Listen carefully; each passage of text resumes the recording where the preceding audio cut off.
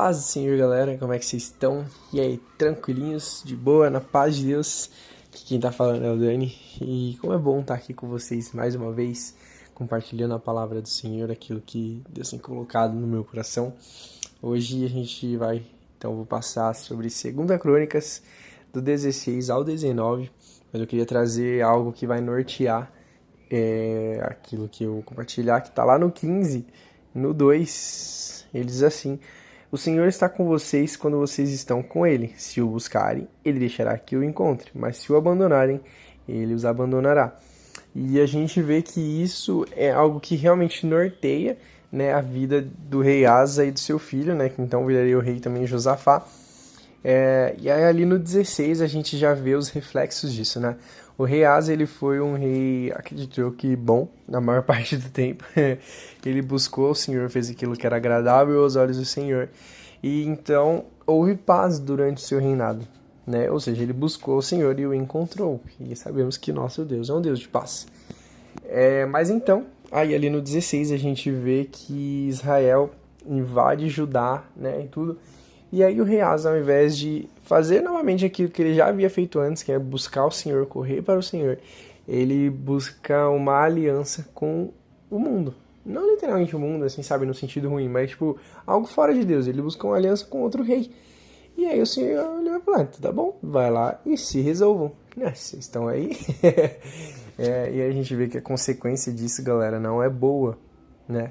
E o que nós podemos aprender disso? E seguindo, na verdade, a história dele mais um pouco, a gente vê até que quando ele ficou doente, né, que o que causou a sua morte, que provavelmente foi uma morte prematura, assim, foi uma doença que ele não foi correr atrás de Deus, ele não buscou ao Senhor para tentar uma cura, para ser curado, né?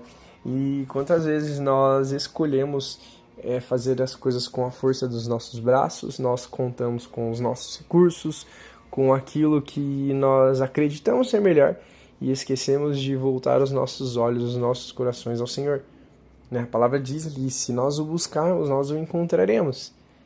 E quão extraordinário é isso, saber que tipo, é uma certeza, a gente vai buscar o Senhor e a gente vai encontrar. Isso não quer dizer, é claro, que encontrando ao Senhor a nossa vontade será feita. Não, nós, né, dobramos a nossa vontade a Ele.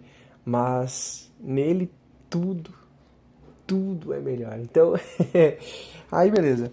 Seguindo então, a gente vê que o mesmo acontece, de certo modo, com Josafá. Josafá, ele começou o reinado dele, muito bem. Muito bem. Você vê que ele fez coisas até que o pai dele não fez, né? E o Senhor era com ele, o Senhor, a gente vê isso no reinado dele também, um reinado pacífico, um reinado ali onde eles fizeram uma aliança com Deus. Cara, e que demais fazer isso, que demais, né, a gente ter esse exemplo.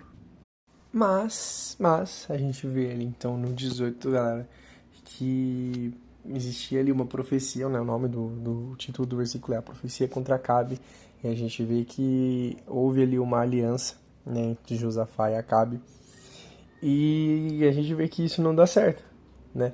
Um profeta do Senhor enviado ali fala que os outros profetas, né, o profeta que o rei Acabe não gostava, por que será, né?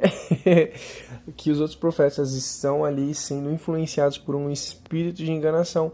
Ele vai lá e diz a verdade, ele revela a verdade e ainda assim ele não é ouvido. Galera, eu já falei isso aqui antes. Nós precisamos tomar cuidado com os conselhos que nos cercam, com aquilo que nós ouvimos e seguimos. Porque, como eu falei, conselhos de todos os tipos sempre estarão presentes. Mas a gente tem que ter discernimento e, como eu falei aqui no começo, correr para Deus, para que nós o encontremos. Amém?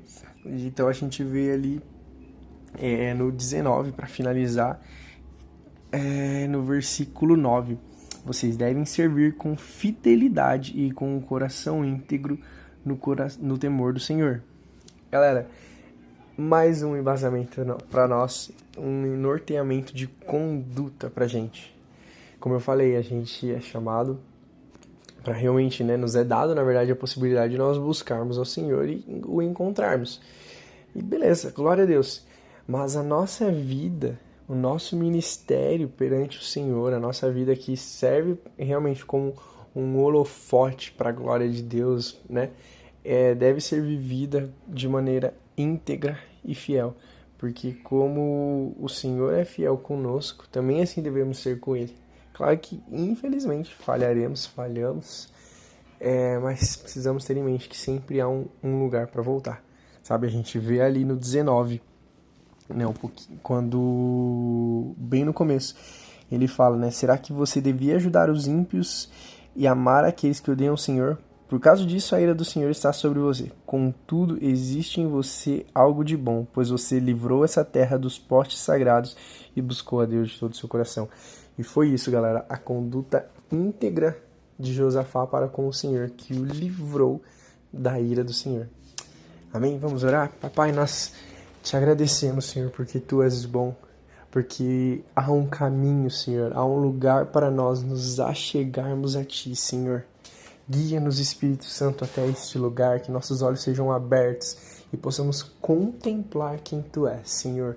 Nos livra do mal, Senhor, em nome de Jesus. Amém.